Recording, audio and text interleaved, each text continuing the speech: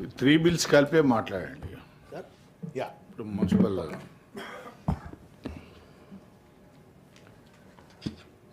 Chairman sir, ధన్యవాదము. దాదాపు 1,34,00,000 మంది ప్రజల భవిష్యత్తుకు సంబంధించి తెలంగాణ రాష్ట్ర ఆర్థిక వ్యవస్థకు వెన్నుపూసలా ఉన్నటువంటి ఒక హైదరాబాద్ ప్రగతికి సంబంధించినటువంటి ఒక హిస్టారికల్ ఎఫర్ట్లో బిల్లుల నేపథ్యంలో ఈరోజు ఈ చర్చ జరుగుతున్నటువంటి సందర్భంలో నాకు మీ అవకాశం ఇచ్చినారు. I humbly thank you sir. Before I get in to the details of the bill sir, I would like to swiftly respond to some of the observations made by the Honorable Minister Garu. Whether someone likes or dislikes it, but it appears to be that the government has decided without a dialogue and then wanted to initiate a dialogue after deciding. That's what it appears to be, which is dictatorial, number one. Number two, we are in an August house, upper house and Vare Cheppinaru. Ee upper house lo ప్రజాస్వామ్యాన్ని కాపాడాలా, రాజ్యాంగాన్ని కాపాడాలా, ప్రజల యొక్క అభిమతానికి మనం దర్పణంగా చట్టాలు తయారు చేసే బాధ్యత మన పైన ఉంటుంది. దురదృష్టం, మంత్రి గారు మాట్లాడుతూ 2-3 అంశాలు లేవనెత్తినారు. టాప్ డౌన్ గవర్నెన్స్ అని అన్నారు. Top down governance is feudalistic. Top down governance is undemocratic. Top down governance is dictatorial and anti constitutional. Democracy prescribes a bottom-up governance. That fundamental spirit has been scuttled by this government. దురదృష్టం. మరి ఎవరు guide చేస్తూ ఉన్నారో ప్రభుత్వానికి, ఏ రాజ్యాంగం guide చేస్తుందో తెలియదు కానీ they are following completely anti constitutional, anti democratic entire process. మీరు అంటుండొచ్చు, ఎందుకయ్యా మరి ఏముంది, మీరు కూడా జిహెచ్ఎంసీలో మెర్జ్ చేసినారు, కొన్ని పెంచినారు, వాళ్ళు కూడా పెంచుతున్నారు. ఏ ప్రక్రియకైనా సరే ప్రజాస్వామ్య స్ఫూర్తి, ప్రజాస్వామ్య పరమైన ప్రక్రియ అనేటువంటిది పునాది. రాజ్యాంగ నిబద్ధత, ప్రజాస్వామ్య ప్రక్రియ, పారదర్శకత, ఇవన్నీ కూడా నాకు తెలుసు. కాంగ్రెస్ పార్టీ మేనిఫెస్టోలో నేను 2023 18 మేనిఫెస్టో రాసింది నేనే, 23 మేనిఫెస్టో కూడా చదివిన నేను. సుపరిపాలన అనేది ఫస్ట్ చాప్టరే ఉంటుంది. అందులో పారదర్శకత అని చెప్పని, తర్వాత ప్రజాస్వామ్య విలువలను కాపాడుతామని చెప్పని, జై సంవిధానం అని చెప్పని రాజ్యాంగం పట్టుకుని దేశమంతా రాహుల్ గాంధీ గారు తిరుగుతున్నట్టుగా తరుణంలో ఇవాళ రాజ్యాంగ స్ఫూర్తికి విరుద్ధంగా ఈ యొక్క చట్టాన్ని పట్టుకొచ్చినట్టుగా కనబడతా ఉంది. రెండవది, వారు అన్నారు ఒక మాట, ఇంటిగ్రేటెడ్ ప్లానింగ్ కోసం అని చెప్పని. Integrated planning versus centralised administration. Nobody has a problem for integrated planning. Planning commission ఉంది, ఇంటిగ్రేటెడ్ ప్లానింగ్ కాదా? నీతి ఆయోగ్ ఉంది, ఇంటిగ్రేటెడ్ ప్లానింగ్ కాదా? But does mean that planning commission రద్దు చేసి ప్రతి రాష్ట్రానికి తెలంగాణ ప్లానింగ్ కమిషన్ ఇంకా అట్లా అని చెప్పని పెట్టుకునే అవకాశం కూడా ఇచ్చినారు. But does not mean that those institution should not exist అని చెప్పని. వీళ్ళు ఇంటిగ్రేటెడ్ ప్లానింగ్ కావాలనేటువంటి ఒక నెపంతో సెంట్రలైజ్డ్ అడ్మినిస్ట్రేషన్ పట్టుకొస్తా ఉన్నారు, which is against the spirit of 74th constitutional amendment. So sorry to say. అప్లికేషన్లు వచ్చినాయి అధ్యక్ష, 5,000 అప్లికేషన్లు. వాటిని అన్ని కూడా గౌరవ శాసనసభ్యులు ఇచ్చిన జోనల్ చేంజెస్ కావచ్చు, డివిజన్ చేంజెస్ కావచ్చు, ఎక్కడెక్కడ జెన్యూన్ ఉందో మేము గతంలో అబ్నార్మల్, మీకు తెలుసు ఈ డిలిమిటేషన్కి సంబంధించి కొన్ని ఉన్నటువంటి వెసులుబాట్లలో. మనకు ఉదాహరణకు ఇక్కడ ఉన్నటువంటి కుక్కట్పల్లి కాన్స్టిట్యూన్సీ తీసుకుంటే 4 లక్షల చిల్లర ఓట్లు ఉండే అధ్యక్ష 2009లో. వేరే కాన్స్టిట్యూన్సీ తీసుకుంటే 1,30,30,000, 2,50,000 ఓట్లు కూడా ఉండే. నేను వేరియేషన్ దాంట్లో ఇప్పుడు కూడా 44,000 ఒక కట్ ఆఫ్ లైన్ పెట్టుకున్నప్పటికీ 1-2 ఎక్సెప్షనల్ కేసులలో తప్ప ఎక్కడ కూడా మేము వీలైనంత వరకు నెంబరింగ్ మార్పులు కూడా చూసేటువంటి ప్రయత్నం చేసినాం. ఎక్కడైనా ఉంటే అక్కడ కొత్తగా కొన్ని కాలనీస్ వస్తావు నేను, లేదా ఇప్పుడు ఇక్కడ మన ఆదిపట్ల దాని తర్వాత అక్కడ పక్కనటువంటి వాటి కొరకు కొన్ని అటువంటి తప్ప డెఫినెట్లీ డిబేట్ జరిగింది. జిహెచ్ఎంసీలో వారు స్వయంగా పార్టిసిపేట్ అయినారు, ప్రతి ఎమ్మెల్యే పార్టిసిపేట్ అయినారు. బికాజ్ నేను హైదరాబాద్ ఇన్ఛార్జ్ మంత్రిగా వీటిని క్షుణ్ణంగా పరిశీలిస్తున్నాం. వారు చాలా పెద్ద డెమోక్రసీ, ప్రజాస్వామ్యం, గతంలో కూడా మీ హయాంలో డిలిమిటేషన్ జరిగింది, ఎవరిని కన్సల్టేషన్ చేశారు, ఒక్కొక్కటి 89,000 ఒక వార్డు ఉంటే అబ్నార్మల్ 12,000కు సంబంధించినటువంటి విషయం లోపల జరుగుతూ ఉంది. ఇవాళ దానికి సంబంధించి మాట్లాడేటప్పుడు కొంత సలహాలు చెప్తే దానికి సంబంధించి ఏదైనా మంచి మార్పు నిజంగానే చేసుకోవాలని చేసుకుంటే. I am not talking. I am not a dictator. I am not in a dictator's party.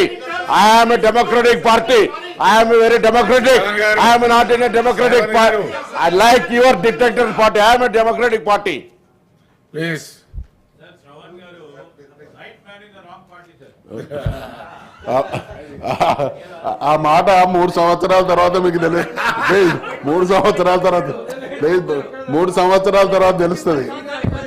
అధ్యక్ష సిసి మేము రిక్వెస్ట్ చేస్తా ఉన్నాం. గౌరవ మంత్రి గారు సాలియంట్ ఫీచర్స్ చెప్తున్నటువంటి క్రమంలో పెద్దల సభ అనేటువంటి మాట గౌరవంగా సంబోధించడం జరిగింది. వారు ఫీచర్స్ చెప్పినప్పుడు, వారు ప్రపోజల్ సభ దృష్టికి తీసుకొచ్చినప్పుడు మేమందరం కూడా ప్రశాంతంగా విన్నాం. మాకు మాట్లాడే అవకాశం ఇస్తే మా గౌరవ సభ్యులు ఈ మధ్యనే వచ్చిండ్రు, మీకు తెలుసు. మరి మంత్రి గారు ఇంటర్ఫియర్ అయ్యి ఇక ప్రతిసారి గిట్టే ఇంటర్ఫియర్ అయితే అందుకనే లేదు, అందుకనే కాకముందే మీ దృష్టికి తీసుకొస్తా ఉన్నా. వారు చెప్పనివ్వండి, తర్వాత మీ టర్న్ వచ్చినప్పుడు మీరు చెప్పుకోండి. ప్లీజ్. ధన్యవాదాలు అధ్యక్ష. వాస్తవానికి మంత్రి గారు లేవనెత్తినట్టుగా we actually raised a dissent, serious dissent. జిహెచ్ఎంసీలో మేము డిసెంట్ చేస్తూ ఆ మొత్తానికి గజెట్ని విత్డ్రా చేయమని మా రిప్రజెంటేషన్ ఉంది. వారేమో మేము ఒప్పుకొని వచ్చినామని చెప్పని వారు చెప్తున్నారు. I leave it to his wisdom. Number 1 వారు అన్నారండి.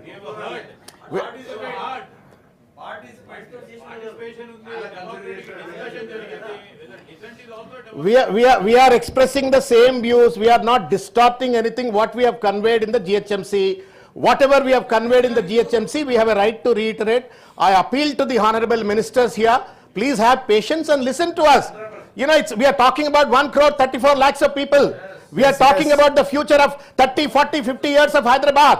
We are talking about the economic hub of Telangana. I appeal to you to have patience. I'm sorry, my dear chairman sir, humbly request you. ఇప్పుడు ఎంత అవుతుంది sir? 6 అవుతున్నది. వాళ్ళు పొద్దుగా ఇది upper house, ఇది they should give some priority to this house. వాళ్ళు మొత్తం తతంగం చేసుకొని ఇక లాస్ట్ ఏదో కొసరేసినట్టుగా time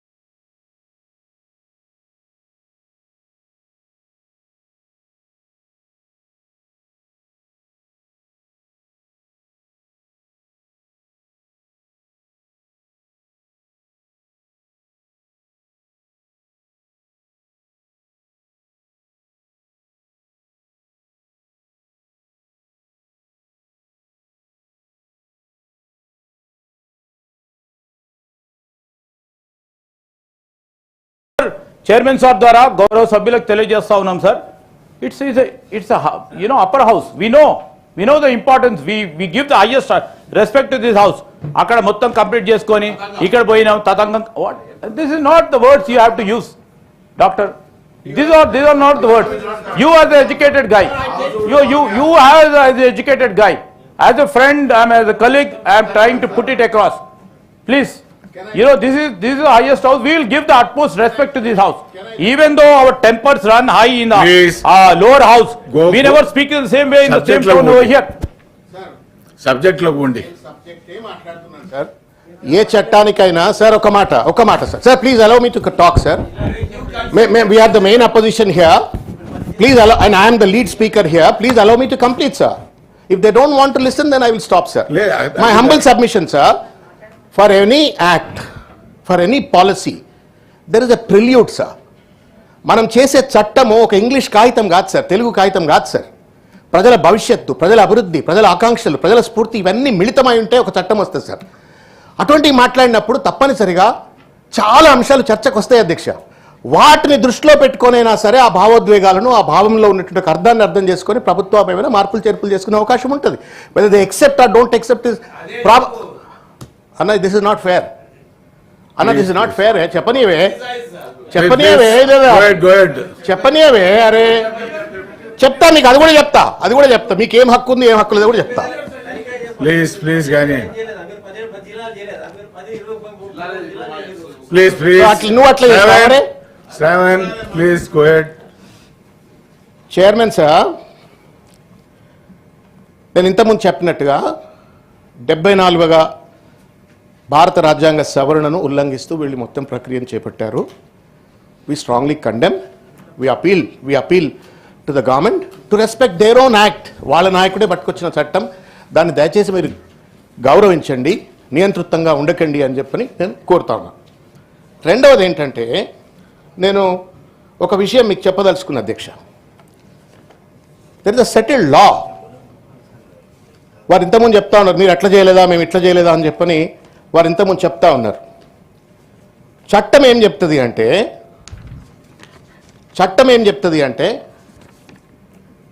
where a statute prescribes a manner for doing a thing, it must be done in that manner alone or not at all. చట్టం చేస్తే రూల్లో ఉన్నటువంటి, రాజ్యాంగంలో ఉన్నటువంటి ఒక సూత్రాలకు అనుగుణంగా చేయాలి తప్ప ఇంకో మాదిరిగా చేయటానికి హక్కు లేదు. This is a settled law, not only the constitutional principle but supreme court's directives.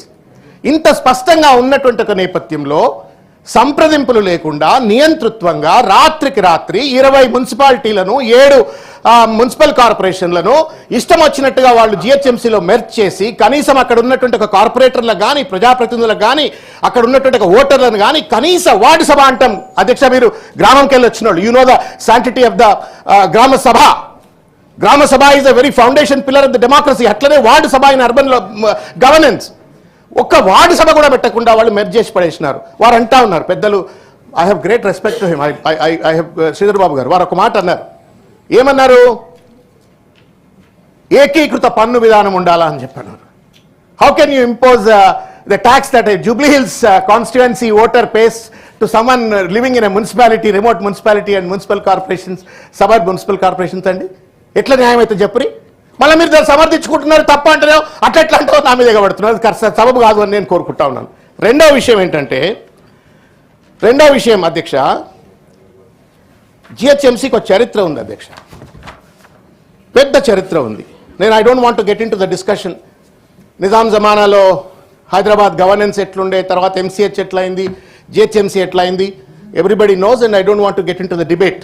But I wanted to give certain facts to the house and to the honorable ministers here. ముంబైలో 1,24,00,000 మంది జనాభాకు 603 స్క్వేర్ కిలోమీటర్స్ల టెరిటరీ ఉంది. ఢిల్లీలో 1,10,00,000 జనాభాకు 1,397 square kilometres area ఉంది.